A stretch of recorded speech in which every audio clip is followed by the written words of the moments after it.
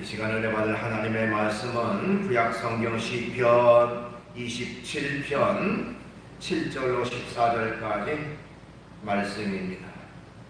받들어 봉독을 하겠습니다. 여호와여, 내가 소리내어 부르짖을 때에 들으시고 또한 나를 긍휼히 여기사 응답하소서. 너희는 내 얼굴을 찾으라 하실 때에 내가 마음으로 주께 말하되 여호와여, 내가 주의 얼굴을 찾으리이다 하였나이다. 주의 얼굴을 내게서 숨기지 마시고 주의 종을 노하여 버리지 마소서. 주는 나의 도움이 되셨나이다. 나의 구원의 하나님이시여, 나를 버리지 마시고 떠나지 마소서. 내 부모는 나를 버렸으나 여호와는 나를 영접하시리이다. 여호와여, 주의 도를 내게 가르치시고 내 원수를 생각하셔서 평탄한 길로 나를 인도하소서. 내 생명을 내 대적에게 맡기지 마소서. 위증자들과 악을 토하는 자가 일어나 나를 치려 함이니이다.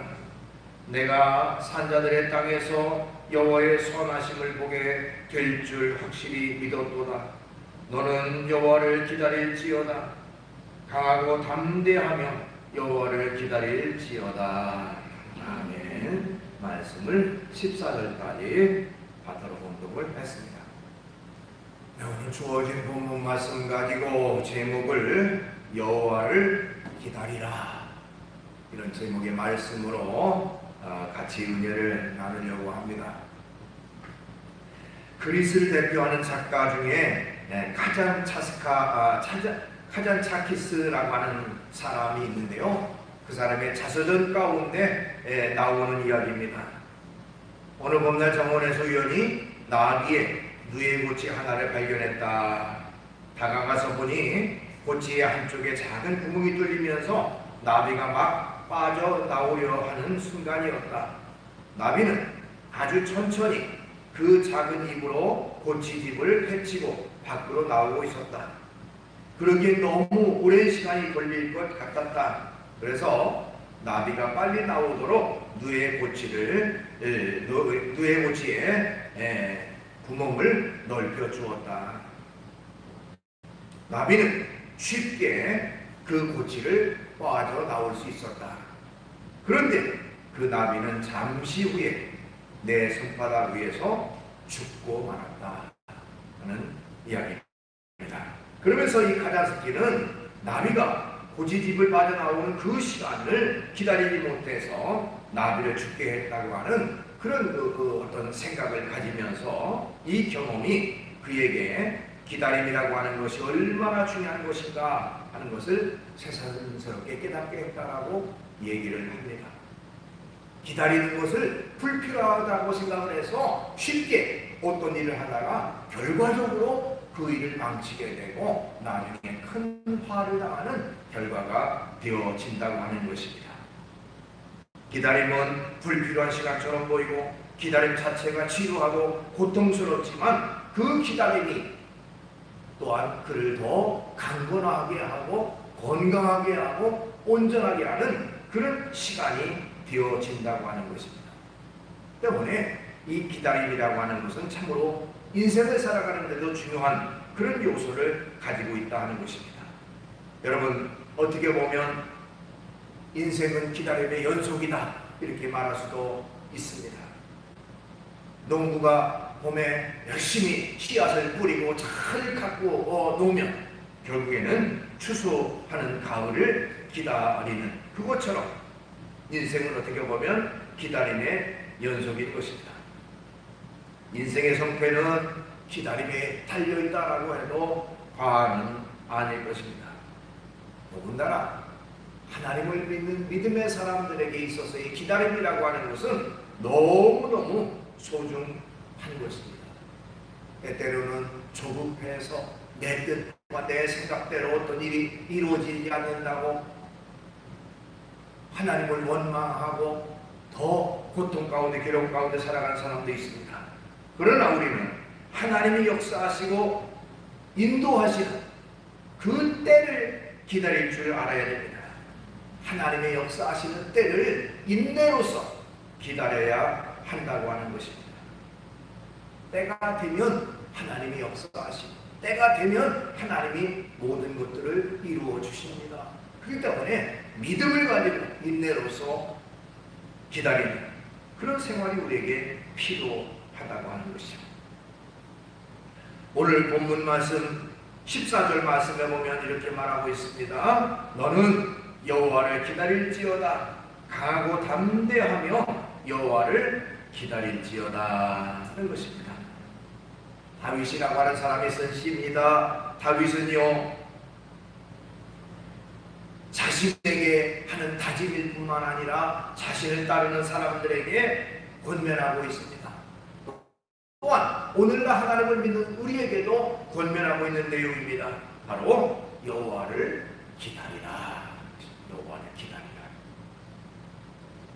자, 본문인 시편 27편은 시편에 나오는 대표적인 비탄식 가운데 하나입니다. 비탄식.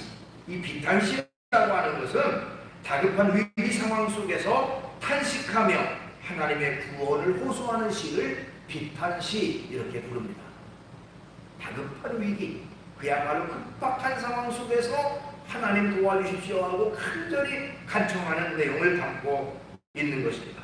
그러니까 지금 다윗은 다급한 위기 상황 속에 있음을 우리는 알 수가 있는 것이죠.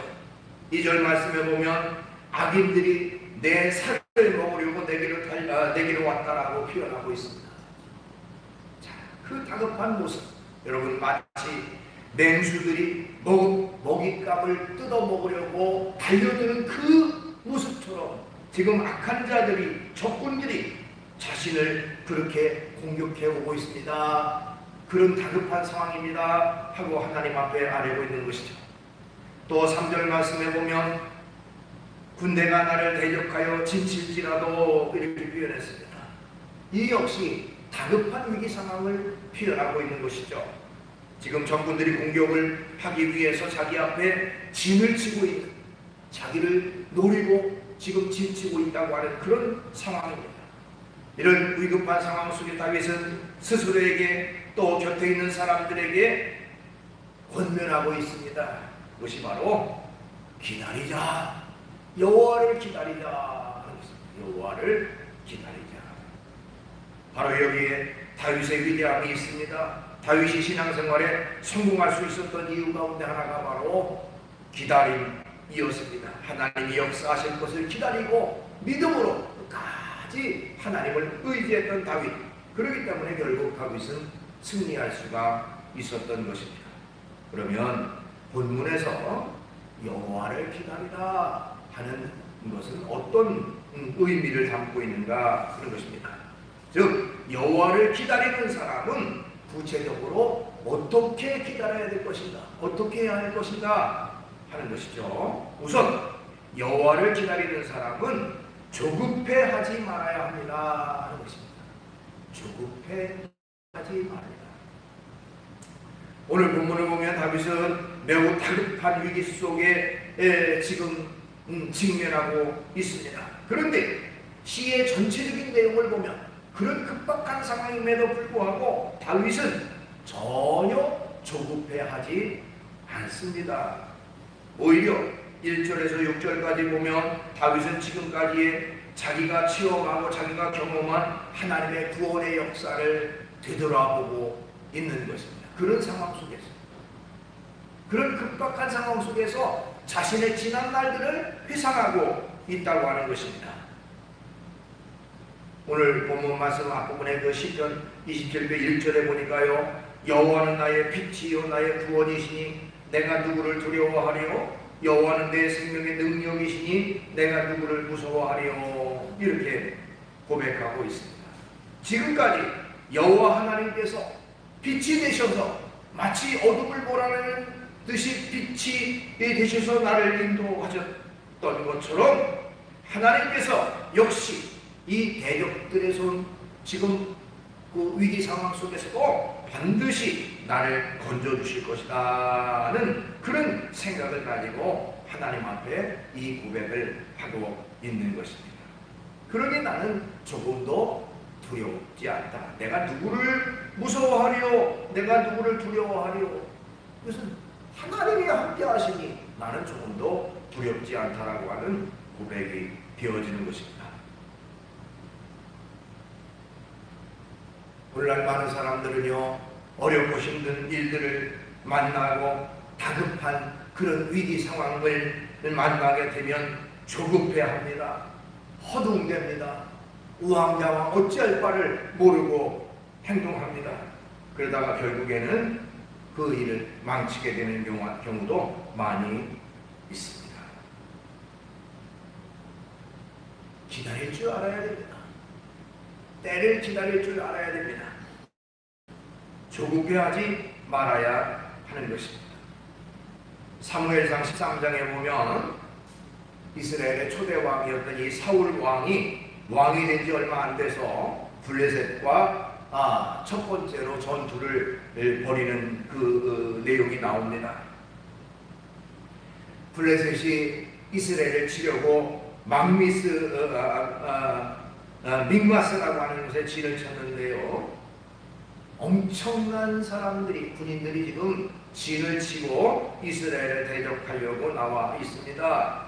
이 소식을 들은 사울은 군대를 소집하고 이제는 맞서 나가서 싸우기 위해서 지금 만반의 준비를 다 했습니다. 그리고 출전을 하기 이전에 먼저 하나님 앞에 제사를 지내고 출전해야만 하는 그런 상황이었습니다. 그런데 당시의 영적 지도자였던 사무엘이 오지를 않습니다. 지금 빨리 출전해서 적군들과 싸워야 되는 상황 속에서 사무엘이 와서 하나님 앞에 제사를 지내야 출전을 할 수가 있는데, 아무리 기다려도 사무엘이 오지 않습니다. 무려 7일이 지나도 사무엘이 오지 않습니다. 사울의 마음이 조급해졌습니다. 그래서 사울은요, 사무엘 대신에 제사장이었던 사무엘 대신에 자기가 하나님 앞에 제사를 직접 주관해서 지냈습니다. 막 제사를 끝낼 즈음에 사무엘이 도착했습니다. 그때의 사무엘이 사울에게 이렇게 말합니다. 사무엘상 13장 13절에 보니까요, 왕이 망령되이 행하였도다. 왕이 하나님 여호와께서 왕에게 내리신 명령을 지키지 아니하였도다 하면서 지금은 왕의 나라가 결코 길지 못할 것이다는 얘기를 했습니다. 사울 지금 적군과 싸우러 나가야 되는 상황 속에서 조금도 지체할 수 없는 상황인데 사무엘이 오지 않으니 내가 어쩔 수 없이 제사를 지냈다라고 항변할 수도 있겠지만, 모든 것은 다 하나님의 때가 있는 것입니다. 하나님의 계획하심이 있고 하나님의 섭리하심이 있는 것이죠. 그리고 제사의 주관은 하나님이 제사장을 통해서 제사를 지낼 수 있도록 허락하셨습니다. 근데 당시의 왕이었던 이 사울은 조급함에 의해서, 또 어떻게 보면 교만함에 의해서, 내가 이 나라의 왕인데 나라고 제사를 지낼 수 없어? 나라고 하나님 앞에 제사를 주관할 수 없어? 하는 그 교만한 마음에 결국 그런 행동을 했고, 그것이 하나님 앞에 범죄함이 되어졌습니다.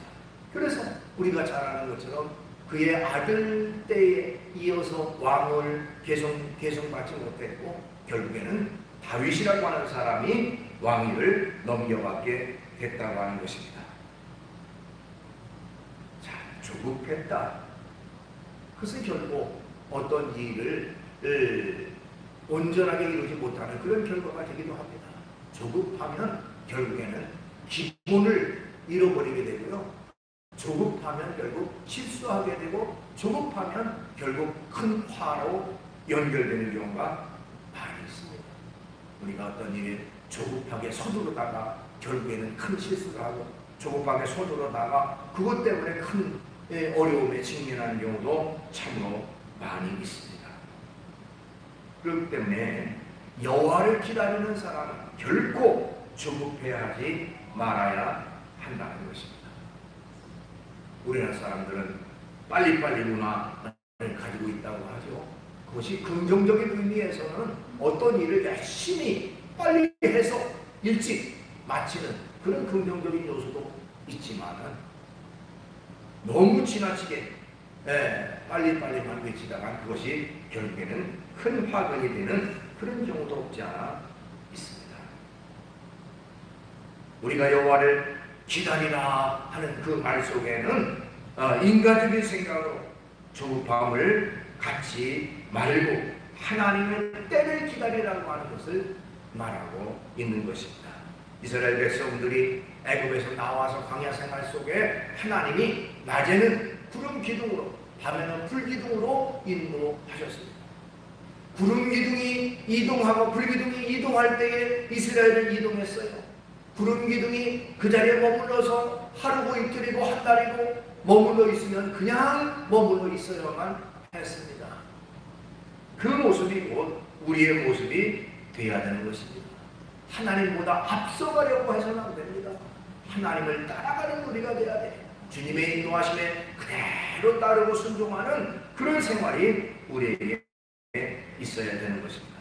그 다음에 여호와를 기다리라 하는데요, 여호와를 기다리는 사람은 철저히 하나님만 믿어야 하는 것입니다. 철저히 하나님만 믿어야 돼요. 오늘 본문 앞부분에 그 3절 말씀을 보면 군대가 나를 대적하여 진칠지라도 내 마음이 두렵지 아니하며 전쟁이 일어난 나를 치료할지라도 나는 여전히 태연하리로다, 이렇게 기록하고 있습니다. 적군이 나를 공격하기 위해서 진을 치고 있는 상황 속에서 또 적군이 일제히 내 앞에 밀려드는 그런 급박한 상황 속에서도 여전히 나는 태연할 수가 있다 하고 지금 간증하고 있는 것이다. 그런 상황 속에서 나는 태연하다, 여전히 태연하다. 그것이 뭡니까? 바로 하나님을 믿는 믿음의 사람의 모습인 것입니다. 다윗이 어떻게 이렇게 그 급박한 상황 속에서도 태어날 수가 있었을까요? 다윗은 오랜 기간 동안 자신의 신앙의 경험을 통해서 그것을 깨닫게 됐다고 하는 것입니다. 하나님이 나와 함께 하시면 나는 조금 더 두려움이 없다. 하나님이 나와 함께 하시니 나는 조금 더 걱정할 필요가 없다라고 하는 것입니다. 여러분, 우리가 잘 아는 것처럼 어린 소년이 거인 달리 골리앗과의 싸움에서 하나님이 지켜주셔서 그야말로 그 거인을 이기는 그런 능력의 역사를 이루셨던 것을 보게 됩니다. 그것을 체험한 다윗입니다. 사울에게 쫓겨서 그야말로 오랜 기간 동안 죽음의 위기, 죽음의 고비를 수없이 넘겼지만 그때마다 하나님이 함께 하시고 하나님이 지켜주셔서 안전하게 보호하셨던 그 경험을 했던 다윗입니다. 왕이 된 뒤에 많은 나라들과 그 전쟁을 치렀지만 한 번도 패하지 않고 그 전쟁이 다 승리하게 이끄셨던 그 하나님을 믿는 그 믿음이 있었기 때문에 그는 어떤 상황 속에서도 여전히 태어날 수가 있게 됐다고 하는 것입니다. 하나님께서 지금도 나와 함께 하시니 또 나를 지켜주시니 나를 보호해 주시니 나는 조금도 두렵지 않다 하는 것이 다윗의 고백인 것입니다. 신약 성경에 보면 예수님께서도 이런 믿음의 삶을 사셨던 것을 알 수가 있어요. 마태복음 8장 24절로 26절까지 보니까 바다에 큰 놀이 일어나 배가 물결에 덮이게 되었으되 예수께서는 주무시는지라 그 제자들이 나와 깨우며 이르되 주여 구원하소서 우리가 죽겠나이다. 예수께서 이르시되 어찌하여 무서워하느냐 믿음이 적은 자들아 하시고 곧 일어나사 바람과 바다를 꾸짖으시니 아주 잔잔하게 되거늘, 이렇게 기록하고 있습니다. 예수님과 제자들이 함께 배를 타고 갈릴리 이 바다를 건너가고 있었던 상황 속에서 큰 파도가 일어나서 배에 물이 들어와 자칫 잘못하면 배가 뒤집힐 그런 상황 속에서 어부 출신 이 제자들조차도 그 위기 상황에 직면해서 이것은 보통 상황이 아니다, 보통 어려움이 아니다, 자칫 잘못하면 다 죽게 될 것이다 하는 그런 위기감을 직감했을 때에도, 그러나 예수님은 그런 상황 속에서 편안히 주무셨던 것입니다. 어떻게 이런 상황 속에서 예수님은 편안하게 주무실 수가 있었을까요? 예수님을 깨웠던 제자들에게 예수님이 하셨던 말씀을 통해서 우리는 그 내용을 알 수가 있습니다. 믿음이 적은 자들아, 예수님은 책망하셨어요. 즉 예수님은 하나님을 믿는 믿음이 있기 때문에 어떤 위기 상황, 어떤 상황 속에서도 태어날 수가 있었고 편안할 수가 있었다고 하는 것입니다. 하나님이 함께 하시고 하나님이 지키시고 하나님이 인도하시니 나는 조금도 두렵지 않다라고 하는 그런 고백이 바로 예수님에게 있었던 것이죠. 어느 배가 항해 도중에 태풍을 만나서 이리저리 흔들리고 위태롭게 지금 가고 있었습니다. 사람들은 불안하고 두려워서 그야말로 어쩔 줄을 모르고 불안에 떨고 있는 그런 상황 속에서 저쪽 배 갑판 한쪽에서 어린아이가 태연하게 노래를 부르며 있었습니다. 어떤 사람이 다가가서 너는 지금 저렇게 태풍이 몰아치고 배가 흔들리는데 무섭지 않느냐 하고 말했습니다. 그랬더니 그 아이가 아니요, 저는 조금도 무섭지 않아요 하면서 하는 말이, 왜냐하면 이 배의 선장은 우리 아버지거든요. 우리 아버지는 아주 배 운전을 잘하세요. 저는 선장의 아버지가 이 풍랑을 뚫고 안전하게 배를 항해하리라고 믿어요. 그러니까 조금도 두렵지 않아요 라고 얘기를 했다고 합니다. 어떻게 보면 그야말로 온전한 믿음의 사람의 모습인 것이죠. 우리가 인생이라고 하는 이 항해, 인생이라고 하는 그런 과정 속에서 때로 어렵고 힘든 그런 고난과 고통을 당하고 어려움의 때를 만날 때에도 전능하신 하나님, 우주 만물을 창조하신 그 하나님이 우리의 하나님이 되시고 우리를 인도하시고 우리는 그 하나님을 믿는 믿음 안에서 편안한 그런 그 삶을 살 수가 있는 것입니다. 그 때문에 여호와를 기다리는 사람은 주님을 믿는 믿음을 굳게 해야 되는 것입니다. 그 다음에 여호와를 기다리는 사람은 어떤 상황에서도 희망을 가져야 된다는 것입니다. 어떤 상황 속에서도 희망을 갖고 살아가야 된다는 것입니다. 오늘 본문의 다윗을 보면 그렇게 다급한 위기 상황 속에서 여전히 희망을 가지고 있다는 것을 우리가 발견하게 됩니다. 본문 앞부분에 4절부터 6절까지 말씀해 보면 그런 내용이 있습니다. 내가 여호와께 바라는 한 가지 일, 그것을 구하리니 곧 내가 내 평생에 여호와의 집에 살면서 여호와의 아름다움을 바라보며 그의 성전에서 사모하는 그것이라. 여호와께서 환난 날에 나를 그의 초막 속에 비밀히 지키시고 그의 장막 은밀한 곳에 나를 숨기시며 높은 바위 위에 두시리로다. 이제 내 머리가 나를 둘러서 내 원수들 위에 들리리니 내가 그의 장막에서 즐거운 제사를 드리겠고 노래하며 여호와를 찬송하리로다 하는 걸 말하고 있어요. 자, 지금 아까도 말씀드린 적군들이 막 다가와서 자기가 죽을지도 모르는 상황입니다.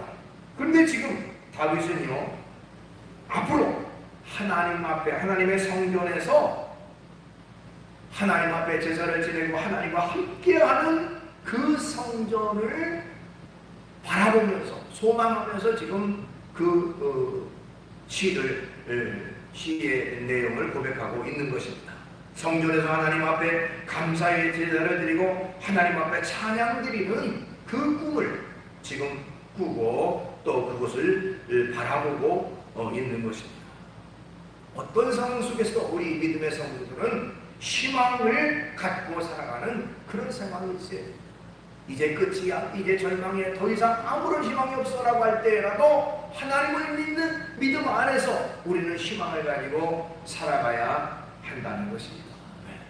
우리 인생을 인도하시는 분은 전능하신 하나님이고 우주 만물을 주관하시는 분도 역시 하나님이시기 때문에 그렇습니다. 유대인들은요, 유월절이라고 하는 절기를 가장 큰 절기로 하고 지금까지도 유월절 절기를 지키고 있습니다. 최근에 유대인들이 유월절 절기를 지킬 때에 꼭 부르는 노래가 있다고 합니다. 아민이라고 하는 가사를 갖는 노래라고 하는데요, 이 뜻은 히브리어로 나는 믿는다 하는 뜻이라고 합니다. 그 노래의 가사는 이렇습니다. 우리는 구세주가 우리라는 것을 믿고 있다. 그러나 그는 조금 늦게 오신다.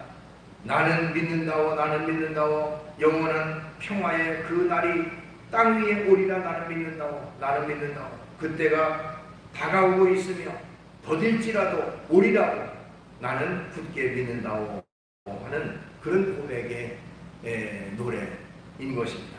그런데 이 노래가 만들어진 것은 놀랍게도 그 독일의 나치군에 의해서 우리가 잘 아는 대로 600만 명이나 되는 엄청난 많은 사람들이 학살을 당했잖아요. 그 나치에 의해서 유대인들이 가장 많이 죽었던 그곳 중에 하나가 바로 그 악명 높은 아이슈비츠 수용소 아닙니까? 그 곡을 만들어 불렀던 사람들이 바로 그 가스실로 끌려가서 죽을 순간을 기다리는 유대인들이라고 해요. 저들은 죽어가는 그 순간까지도 마지막 희망의 끈을 놓지 않고 그 힘겨운 순간을 하나님이 함께 하신다. 하나님이 반드시 우리를 구원하시리라고 나는 믿는다. 또 반드시 하나님이 이 땅에 평화를 주실 것이라고 나는 믿는다라고 고백하는 그 노래를 불렀고, 그것을 통해서 그것이 이어져서 오늘날까지도 유대인들의 유월절 때마다 그 노래를 불렀다고 하는 것입니다.